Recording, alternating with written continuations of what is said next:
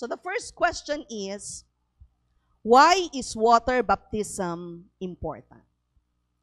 Bakit importante ang bautismo sa tubig? Now, the straightforward answer is that water baptism is important. Why? Because it is commanded to us by Jesus. Utos ito ng ating Panginoong Jesus. Plain and simple. Matthew 28:19 to 20. Therefore, go and make disciples of all nations, baptizing them in the name of the Father and of the Son and of the Holy Spirit, and teaching them to what? To obey everything I have commanded you. So here, we can read that water baptism is very important because it is a big aspect of the Great Commission. Alam natin na ang bersikulong ito tinatawag na Great Commission, right? Or sa Tagalog, ang dakilang komisyon o dakilang utos ng ating Panginoong Jesus sa kanyang mga disipulo. We are commanded to go and make disciples, and all of these disciples must be baptized in the name of the Father and of the Son and of the Holy Spirit. Church, we cannot fulfill the Great Commission if there is no water baptism to all of the disciples and followers of Christ. Malinaw po yung part na yon. Now, part of the Great Commission is baptizing people and teaching all the disciples to obey what? Some, a few, everything that Jesus has commanded us to do. So our fulfillment of the Great Commission is not effective. Walang saysay ang paggawa ng Great Commission if there is no obedience to everything that Jesus has commanded. And one of those commands is to be baptized. Can we say amen? And Jesus himself said, John 14:15, if you love me, keep my commandments. So mga kapatid, this is the problem with many believers. Yes, a lot of believers, they believe and receive the gift of salvation that Jesus offers. Kaya lang, yet they fail to become true disciples because they do not want to obey everything that He commands. Kasama na dito, including water baptism. Meron silang tinatawag na selective obedience. Ano yung selective obedience? Pinipili lang nila kung ano yung utos na gusto nilang sundin. Yun lang ang kanilang sinusunod. But Jesus said, all of us disciples must be taught to obey everything that He has commanded us. So, dalawang choice lang yun. Dalawa lang kampo yun. It's either you will obey all or you are not a disciple at all. Hello? Kung tunay tayong disipulo ni Kristo, sinusunod natin lahat. Otherwise, kung hindi lahat, hindi tayo tunay na disipulo ni Kristo. Amen? Now, let's go to the next question. Why are some people hesitant to be baptized in water? Bakit nga ba kasi may mga tao na nag-aatubili para magpabautismo? Now, there are several reasons. There are many reasons to this, but I will just name some obvious reasons. Now, one of the reasons why people are hesitant to be baptized is perhaps because they are still new to the faith. They have not had the opportunity yet to be baptized. Mga baguhan pa lang sila sa pananampalataya, kaya hindi pa sila nagkakaroon ng pagkakataon para mabautismuhan. Well, good news. If you are a new Christian and just started attending our church, now this is now your chance. Amen? Okay. Second reason Why people have not yet been baptized in water, perhaps because they have not yet been taught or they have not understood the meaning and significance of water baptism yet. Malamang hindi pa sila naturuan o hindi pa nila naiintindihan kung ano pa talaga ang ibig sabihin at importansya ng bautismo sa tubig. So if this is you, then I ask that you pay attention because I hope that most of your basic questions will be answered today. Pangatlong rason, third, some people have not yet been baptized, even if they have already been taught, naturuan na sila about water baptism because they are more committed to follow their old traditions rather than the Word of God itself. Medyo magtatagal ako dito ng konti. Gusto ko itong ipaliwanag ng medyo mas mahaba. So, itong mga kategoryang ito, these are already Christians. Mga mananampalataya na sila. Alam na nila ang salita ng Diyos. However, they choose to follow yung mga dati nilang kinagisnan na tradisyon kahit wala naman itong biblical basis. And you know what? Jesus was very much aware of this. And in one of the verses, he even mentioned, "Why do you break the command of God for the sake of your tradition?" Marami kasing mga tao, napaka-importante sa kanila yung kinagisnan nilang tradisyon. Hindi nila maiwan-iwan. And so in line with this, kakambal nito, no, people do not get baptized perhaps because they have been prohibited by their parents or their loved ones, kagaya ng kanilang mga asawa or even friends, to be baptized. So maaaring pinagbabawalan sila ng kanilang mga magulang at iba pang mga mahal sa buhay na magpabautismo.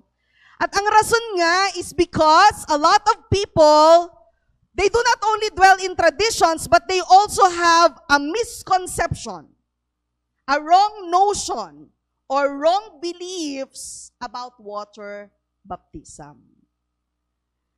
One of the common examples is that maybe you grew up in a family with the tradition of baptizing infants. Actually, makasurvey nga lang, sino dito yung nabinyagan nung sanggol? Can you raise your hands?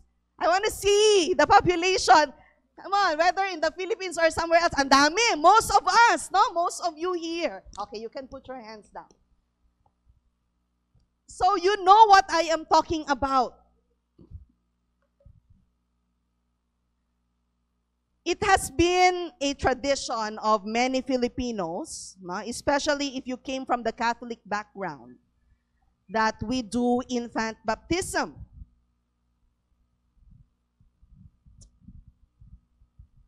So, because of this, nagiging tradisyon sa atin na magkaroon ng binyag sa mga sanggol.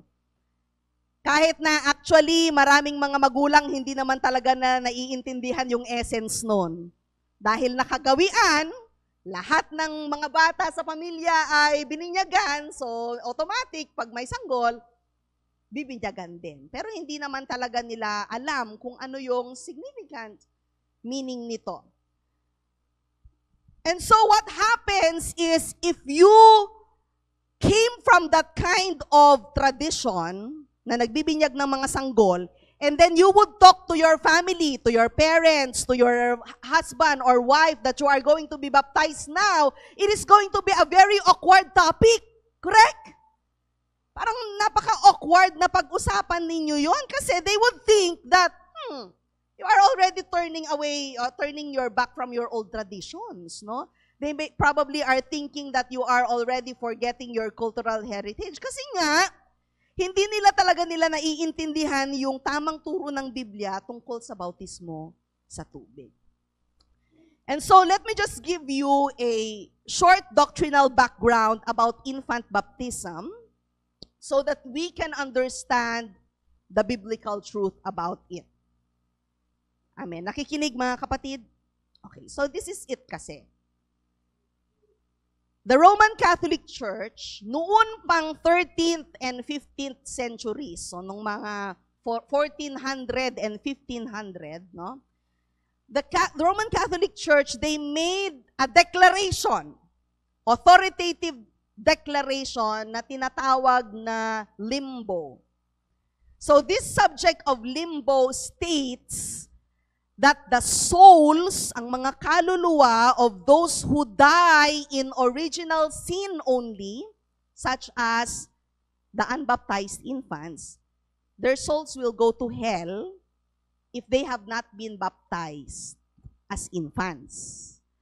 But if they go to hell, they will have a lighter punishment compared to those who are actually guilty of sin. Tagalogin natin. So, tinuturo nila na kapag ang sanggol ay hindi na bautismuhan at namatay yung sanggol sa batang edad, no? Ang sanggol na yun ay mapupunta daw sa impyerno. At ang impyerno may iba't ibang level ng kaparusahan. Sila medyo magaan lang yung kanilang punishment compared sa mga katulad nating mga matatanda na guilty talagang nagkasala. Nag-gets niyo yung doktrina? Kaya kayo pinabinyagan noong baby kayo. Because of that doctrine that was taught to us by the Roman Catholic Church. So this is the reason why Catholic leaders, they strongly encourage parents. May pa-seminar pa yan, no? To baptize their infants so that these infants, if ever they die, they will be kept from the second place, second lower level ng hell. No? So ito po yung ayon sa kanilang paniniwala at doktrina. Pero sa atin po, mga kapatid, we don't believe in this. Amen? Hindi po tayo naniniwala dito. Bakit? We do not believe that if a baby dies, that baby will go to hell. At kung hindi na-baptize, hindi tayo naniniwala doon. Instead, we believe that innocent children belong to the kingdom of God. Because Jesus Himself said in Matthew 19:14, siya mismo ang nagsabi, "Let the children come to me, don't stop them." Why? For the kingdom of heaven belongs to those who are like these children. Amen. So for us, based on what Jesus said, whether an infant is baptized or not, they will automatically go to heaven because they belong to the kingdom of heaven. Naiintindihan mga kapatid? Palakpakan natin ng Panginoon. Praise God. So in short, I believe our belief on the matter of infant baptism is not the same as the Catholic belief. At hindi lang tayong mga born-again Christians, even those who belong in other denominations like, Dating Daan, Iglesia ni Cristo, Jehovah's Witnesses, Seventh-day Adventists, they don't practice infant baptism as well because they do not believe that unbaptized infants will go to hell if they die. Taliwas nga naman kasi yan sa sinasabi ng salita ng Diyos. So we believe that an infant or babies do not yet have the capability to understand the meaning of salvation. Kahit mag-preach ka sa 100 babies dito, hindi nila maiintindihan ang concept ng salvation. You will not be able to expect them to repent and confess and accept the Lord Jesus Christ in their lives, right? So, ang ginagawa natin, imbis na binyag, na ang ibig sabihin ay para hindi sila mapunta sa impyerno, ang ginagawa natin, child dedication. Okay? So, sa child dedication, we just offer these babies to the Lord, that these babies belong to God. Na tayo ay mga tagapag-alaga lamang sa kanila. Amen? So, yun ang ating pinapractice. Nagkakaintindihan tayo mga kapatid. So yan po ang dahilan kung bakit marami ang hindi nagpapabaptize as an adult kasi nga iniisip nila, tapos na akong nabautismuhan noong baby pa ako. At kapag pinag-uusapan yun sa loob ng pamilya, malaking diskusyon. at very awkward. Kasi sinasabi nila, wala na, kinalimutan mo na ang ating tradisyon. You don't respect anymore the traditions and culture of our family. So, malaking hidwaan ngayon ang nangyayari sa loob ng pamilya. So, that is one of the reasons why some people hesitate to be baptized. Tama po ba? Okay, nakaka-relate po yung iba sa atin. So, bottom line, now that you are going to learn about the truth, or now that you know the truth, you must be able to be free to decide and not allow anybody or any tradition to prohibit you from obeying the Lord's command. Can I hear an amen? Amen. Praise the Lord. Hallelujah. Now, let's move on. The fourth reason why people hesitate to be baptized is sadly because of pride. Anong ibig sabihin nito? Since these people who are prideful have already hesitated for so long to be baptized, they choose to just stand their ground. Dahil nga may mga tao na nag-delay dahil matagal na panahon na silang nag-atubiling magpabautismo, ang nangyayari ngayon, pinaninindigan na nila. Nagmamatigas na sila na wag nang magpabautismo. You see, in order for this category of people to be baptized, they need to swallow their pride, they need to repent and humble themselves before God. So if you happen to be in this category, good news. Kasi it's never too late to repent and to start living an obedient life again to the Lord. Amen? Amen. So again, mga kapatid, if you are a believer and you want to be a disciple or a follower of Christ, you must know that baptism in water is a command from the Lord. It is part of His Great Commission. It is not an option. It is a must. It is not something that you will do only when you feel that you are ready to do it. But it is something that you must do just right after you are saved. Baptism actually is an after effect of salvation. Ibig sabihin, after you have received Jesus Christ as Lord and Savior, the next immediate step is obedience to the water baptism commandment. Amen? Kasi nga, dakilang utos nito ng ating Panginoong Hesus Kristo. Naiintindihan po ba mga kapatid? Okay, now let's move on. Ito na ngayon ang next question. What is baptism anyway? What is water baptism? Ano nga ba ngayon ang water baptism? Amen. Are you still there? Paying attention? Painit ng painit ang topic natin.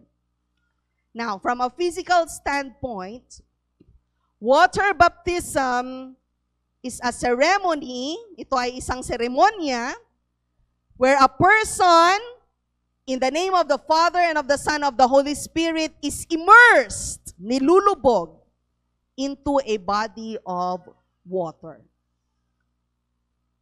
Baptism comes from the Greek word baptizo, na ang ibig sabihin, to submerge, to immerse, to sink, or to dip completely into a body of water.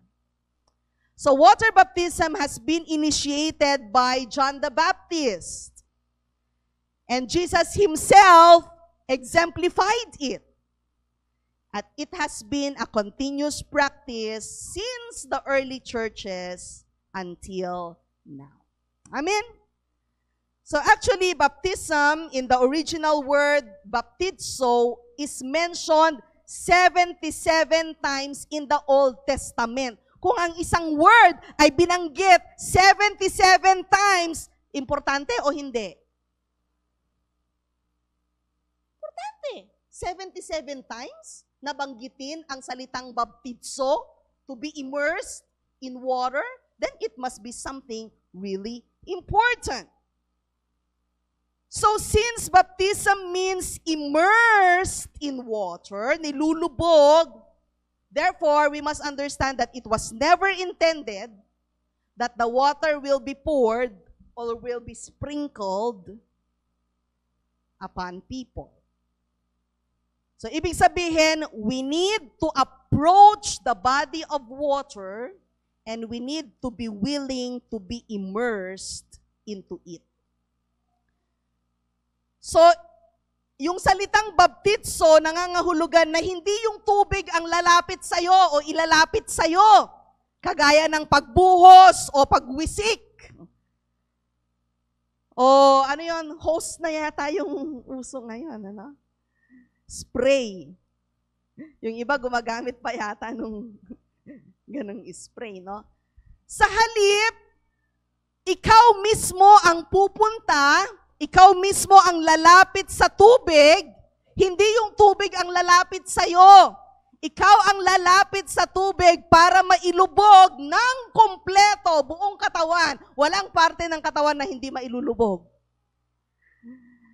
And yon ang tunay na ibig sabihin ng baptizo or water baptism. Amen? So you see,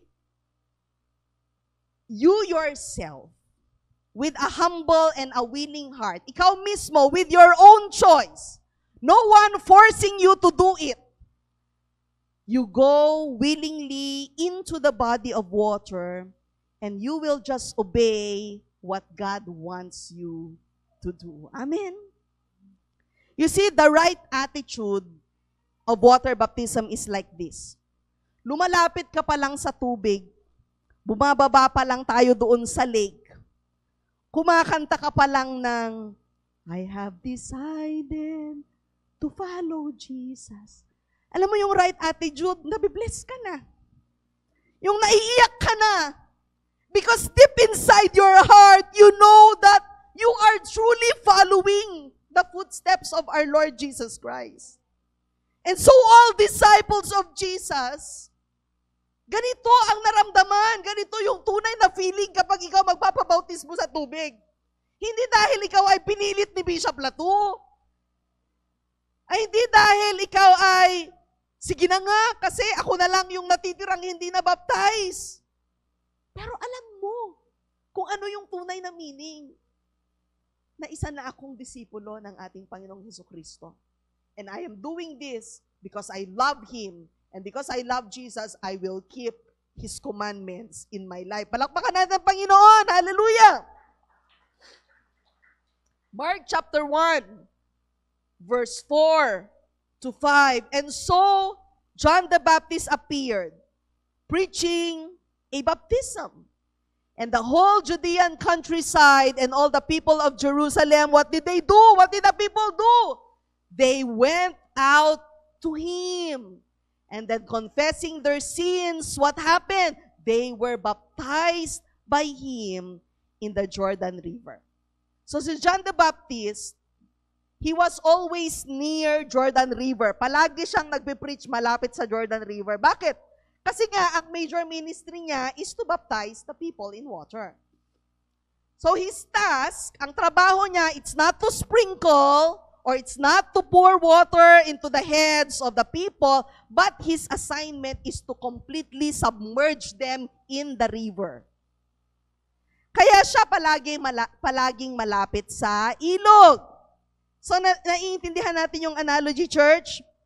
People are coming into the water to be baptized. So, in short, kung hindi ka pa nabautismo na, if you haven't been baptized by immersion, paglubog sa tubig, then I encourage you to do it when you have a chance to do it.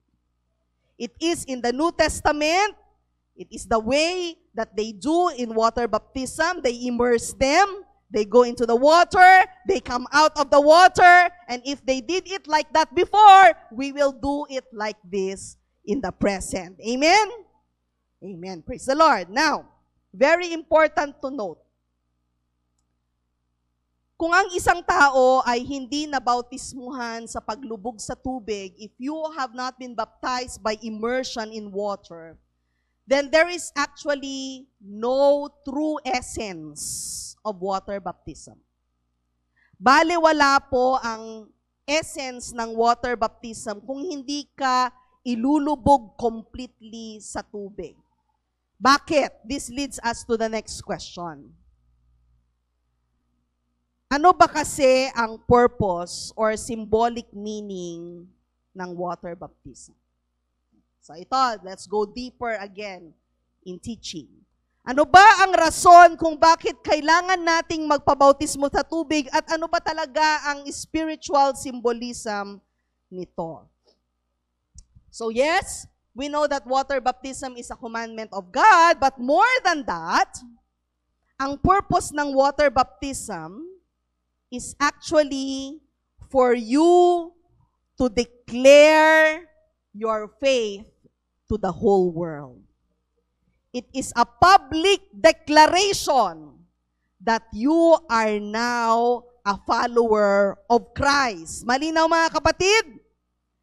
Ibig sabihin, pag nagpabautismo ka, gusto mong i-anunsyo, gusto mong ipaglandakan, gusto mong ipagmalaki sa buong mundo na ikaw ay napabibilang ng anak ng Diyos.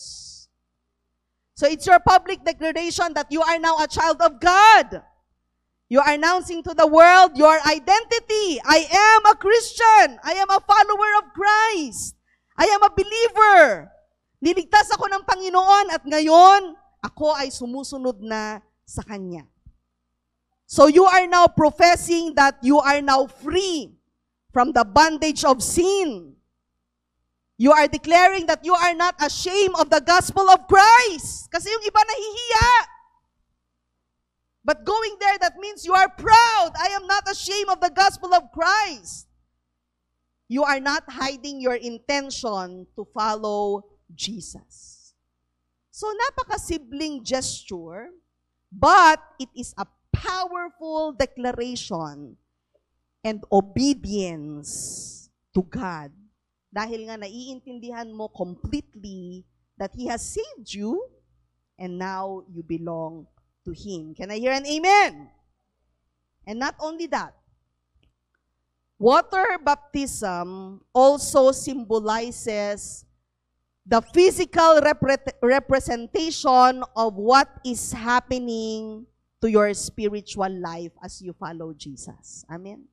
So it is a physical picture of a spiritual reality that you are now dead to your sins and you are now alive in Christ. Tingnan natin yung Colossians chapter 2, verse 12. Sabi doon, for you were, ano daw ang nangyari sa atin?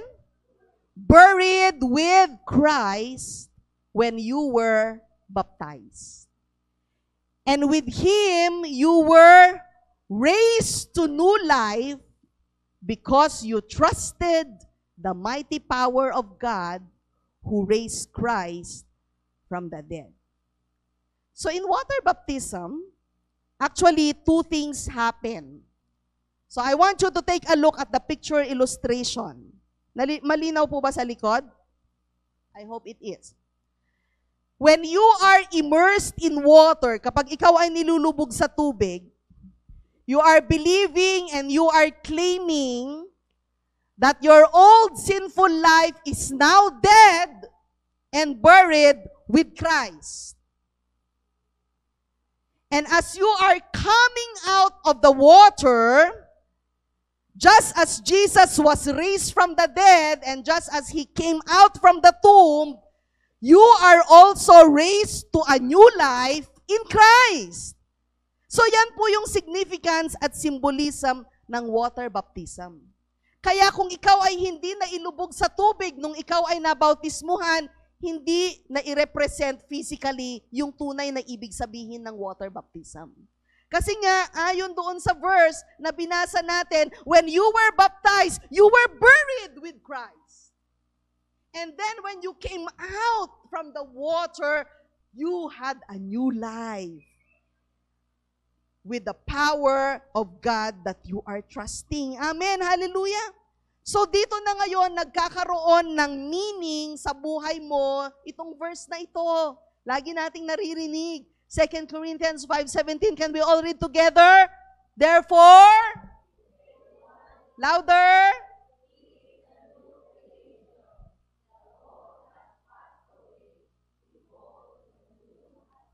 Yun. Kapag ikaw ay baptized sa water, nagkakaroon ng significance at meaning itong verse na ito sa buhay mo. Amen. Dati, nabubuhay ka in old sinful self. Pero nilubog mo na, inilibing mo na. Patay na yung dating ikaw na makasalanan. At nung ikaw ay umahon sa tubig, you are claiming just as Christ raised from the dead, I am also resurrected and alive in the newness of life. Praise the Lord! Hallelujah! Now, after baptism, after you declare to the world that you have decided to follow Jesus, alam niyo kung anong susunod? Ang susunod na dyan, it will follow that you will do your best to live a life that is pleasing to the Lord. Yan ang continuous effect ng water baptism. At ito yung tinatawag natin na progressive sanctification. Binabago ka ng Panginoon araw-araw. At yan ang magiging topic natin from now on hanggang sa matapos ang taon. Metamorphosis is about transformation. It's about change. Being transformed in the likeness of Christ from glory to glory to glory. Yan ang after effect ng salvation at ng baptism. Amen? Kaya nga sinasabi natin, I have decided to follow Jesus, no turning back, no turning back. Kasi kung nag-aatras ka at nagto-turn back ka, hindi progressive sanctification yun. But the fact that you are progressing, that means you are not turning back, you are just continuously following Jesus in your life. Amen! Yun ang susunod na pangyayari pagkatapos nating magpabautismo sa tubig. At alam mo kapatid, dahil sinunod mo yung simple command ng Panginoon na magbabaptize, sunod-sunod na yan. All the other commandments of God in your life, you will be able to follow because your life is already transformed and changed in the new life in Christ. Amen. Now, one more truth, one more doctrinal truth. All of us will eventually die. Tama? Physically. Kasi nga, the wages of sin is death. But if you are in Christ, a time will come when you will be with Jesus forever. Amen? So yes, ang physical body natin mamamatay, and just as we are immersed in water, we will die, but one day, a time will come, in the twinkling of an eye, as we get up from the water, pinakikihulugan din nito na one day we will also resurrect from the dead, and we will be together with our Lord Jesus Christ. Because He promised that He is coming back for those who will remain faithful until the end. So yes, church, ito yung ultimate event na pinakahihintay natin, yung second coming of our Lord Jesus Christ. And rest assured, if you are in Christ, He will come back for you. Amen. Hallelujah. Ayan po ang sinisimbolo ng water baptism. Amen. Pag tayo, sinasabi natin, there will come a time, mamamatay ako physically. Mailulubog ako, maililibing ako. But a time will come, in the twinkling of an eye, mabubuhay ako ulit. And when I resurrect on that day, I will be together with Jesus forever in heaven. Yan din ang significance ng water baptism. Dinideclare mo sa buong mundo, sure na ako, na kahit na namatay ako, babangon din ako, makakasama ko ang Panginoon habang buhay sa langit. Amen! Yun ang idinideclare mo kapag ikaw ay nagpabaptize. Amen! Hallelujah! So it is not about changing religion or being converted from one tradition to another. No! This is all about relationship. It is between you and God alone. And our church is here to lead you into that direction to follow Christ in your life. Palakpakan natin ang Panginoon. Hallelujah! So hopefully, nakaklarify po sa atin yung purpose at significance ng water baptism. Amen? Now, moving on to the next question. Do I need to be baptized in order to be saved? No? Napakaganda pong tanong. Natanong nyo na po ba ito? Kailangan ba nating magpabaptize para tayo maligtas? Well, ibase natin ang sagot sa bersikulong ito, Mark 16:16. Whoever believes and is baptized will be saved. But whoever does not believe will be condemned. Now, makinig kayong mabuti. Shh. Kasi maraming nagmi-misquote sa verse na ito. Sabi nila, belief plus baptism equals salvation. Hindi yon ang interpretation natin sa verse na ito. Kasi nga, sabi doon sa second part, whoever does not believe will be condemned. Hindi sinabing whoever does not believe and did not baptize. So, ang root word sa verse na ito, hindi yung baptize, pero yung believes. Nakakasunod, mga kapatid? Kung ikaw ay naniniwala na si Jesus ang Panginoon at tagapagligtas, ikaw ay masisave. At kung hindi ka naniniwala sa ating Panginoong Jesus, hindi yan Diyos, tao lang yan. Then, you will be condemned. You will not be saved. Pero, the fact na kasama yung salitang baptize sa bersikulong ito, ibig sabihin, it is something important that must be done. Although, the direct answer is no. You don't need to be baptized in order to be saved. Because you only need to believe in order to be saved. Yung mamang kriminal sa kanan ng ating Panginoong Jesus, hindi siya nabautismuhan. Pero prinamis sa kanya ng ating Panginoong Jesus, today, you shall be with me in paradise. The only key was belief. Maybe their conversation was only 1 minute. We don't know. So even in that short period of time, as long as you have the right belief, genuine belief in the Lord Jesus Christ, you will be saved, even if you are not baptized. But, because it is included in the verse, it doesn't mean that water baptism is not important. So, it's still very important. After believing and after being saved, baptism is the next step to take. Kasi mga kapatid, your faith, your belief, needs to produce fruits. Amen? Pag sinabi natin talagang mananampalataya tayo, naniniwala tayo sa ating Panginoong Jesus, then merong ebidensya. Merong produkto. And the fruit is no other than obedience. Amen? If we really say that we love God, the proof, the manifestation of that is we obey the commandment of God. And you know what? If we obey the Lord, transformation and change will happen in our lives. Amen? Transformation and change happens as we obey the Lord. Ilang testimonyo na ang narinig natin na sinasabing noong nasimulan kong sumunod at natutunan kong magbigay, nagbago ang buhay ko. A lot of people have already testified on that. You see, as we believe, changes happen.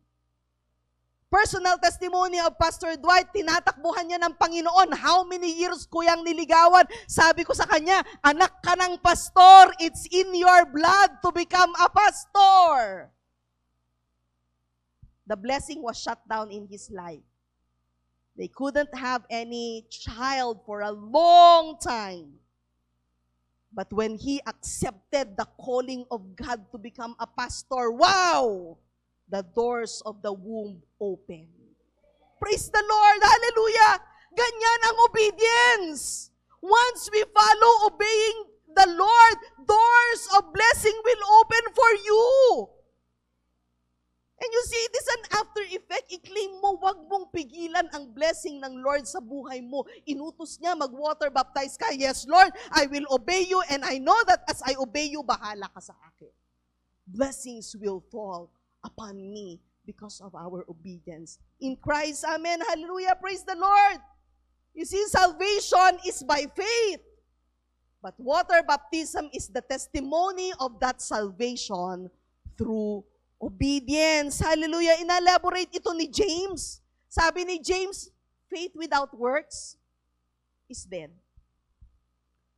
If a man says, I have faith, but there is no evidence of his actions, walang living testimony sa iba, do you think his faith can save him?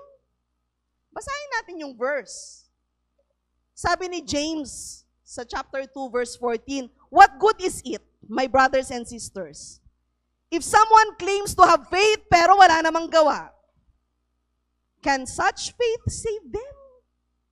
Meron bang pananampalataya na walang gawa?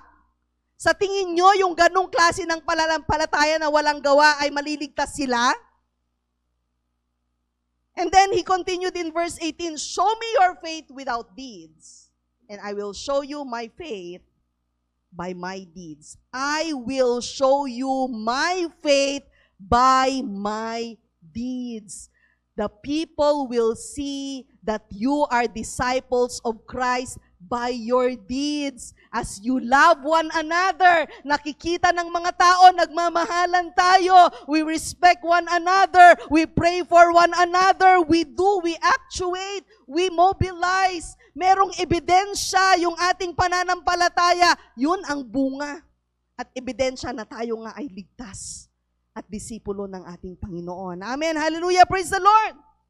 And so if you are saved, then you are also to be baptized. Oo, hindi siya requirement for salvation, but it is an important part of your faith and obedience to God. Amen. Hallelujah. Kaya nga sabi sa Ephesians 4 verse 5, one Lord, one faith, one baptism. May natututunan ba tayo sa araw na ito, mga kapatid? Amen. Now, moving on, last question na. Kung may mga tanong pa kayo, PM nyo si Pastor Dwight. You can ask any of us pastors and we would be so glad to answer your questions. But I suggest ask Pastor Dwight first. Because he is our Christian education director. Amen. Last question. There's so many more questions that we can answer, but because of time, I only choose the most obvious questions. No? Tanong, when should I be baptized? What is the perfect time to do it? Kailan pwedeng magpabautismo? Well, the answer to that is as soon as you understand what salvation is all about, as soon as you have repented, and as soon as you have received Jesus Christ as your Lord and Savior, the perfect time to be baptized is actually right away. Ora mismo. Yun ang perfect time to do it. Tingnan natin ang mga examples sa Biblia, no? Acts 2:37 to 38 and 40. Peter's words pierced their hearts. Nagpipreach si Peter. At yung preaching niya talagang tumimo sa kanilang mga puso. And then the people said to him and to the other apostles, brothers, what should we do? And Peter replied, each of you must repent of your sins and turn to God and be baptized in the name of Jesus Christ for the forgiveness of your sins. Then you will receive the gift of the Holy Spirit. And down in verse 41, those who believed what Peter said, they were baptized and added to that church that day, and there were about 3,000 people in all. Wow! You see, 3,000 people heard the message of the gospel of Christ. 3,000 people accepted the Lord Jesus Christ in their hearts, and all those 3,000 people were also baptized in the same day and belong to the church of Christ. Baptism follows salvation. Amen. Yun ang perfect timing. Ito, isa pa. Acts 16, 30-31. Then he brought them out and asked, Sirs, what must I do to be saved? And they replied, Believe in the Lord Jesus and you will be saved. Kasama ng lahat ng tao sa bahay mo, along with everyone in your household. Hindi lang sinabing family, ha? Pag sinabing in your household, pati yung mga katulong mo, yung mga nagtatrabaho para sa iyo. And they shared the word of the Lord with him and with all who lived in his household. So lahat ng nakatira sa bahay ng lalaking ito, nakinig ng salita ng Panginoon. And verse 33, look at this. Even at that hour of the night, maging sa oras na yun ng gabi, the jailer cared for them and washed their wounds. Then he and everyone in his household were immediately baptized. Nakita niyo yun, mga kapatid? What is the lesson here? They did not wait for the next morning anymore to be baptized. Instead, they were immediately baptized. Sabi dun sa verse 33, even at that hour of the night. Nga oras nga taday jay. They already had the chance to be baptized that night, and so they did it. Amen. So baptism is not to be delayed or to be hesitant about. Hindi nila sinabing, magla-life class 101 muna ako bago ako magpabaptize. Maghihintay pa ako ng next year, next summer camp, bago magpabaptize. No, you don't have to. They had the chance to be baptized and immediately they were baptized. Amen. So baptism is not to be delayed. It is not something that we should be hesitant about. Ngayon, may chance tayo next Sunday, then let's do it. Amen. Baptism should be something na hindi ka na mag-aatubili pala. Kasi malamang yung iba sa inyo, you are thinking, siguro sa next summer camp na lang ako magpapabaptize. Kasi hindi pa talaga klaro sa akin yung lahat. Kapatid, I want to tell you something, truth from the scripture, from the Word of God, principles of the Word of God. If you will still delay, even that you have already understood the command of the Lord, pero i-delay mo pa, ang mangyayari kasi is you will lose the momentum of blessing of God in your life. He wants to pour His blessing in your life now na. Pero because of your disobedience, dinidelay mo, binablock mo yung pagbuhos ng blessing ng Panginoon sa buhay mo. Kasi the key to overflowing blessing nga is when you start obeying the commandments of God. So ano pa ang kailangan mong pag-isipan? So honestly, the after effect of water baptism, the significance of water baptism and the power of baptism, it has nothing to do with understanding every detail about the Bible. Obedience does not have anything to do with understanding every detail about water baptism. Walang kinalaman yun na hindi kasi ako nag-live class. Magpapaseminar muna ako kay Pastor Dwight. No! It doesn't need a lengthy study because obedience is not about knowledge. Obedience is all about the heart. Amen. Hallelujah. Praise the Lord.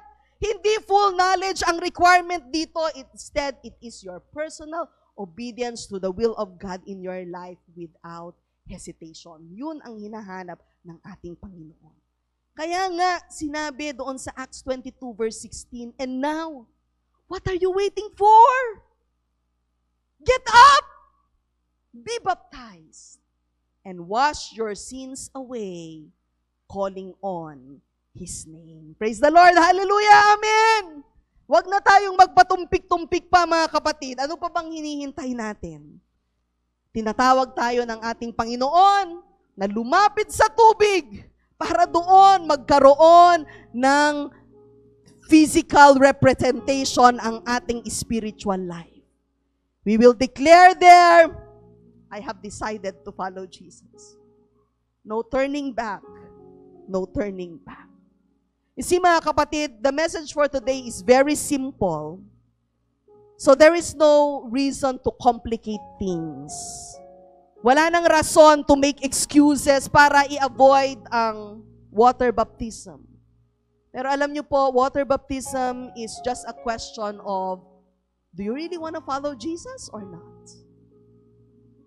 Kapatid, Jesus is the only way to eternal life. He is the truth.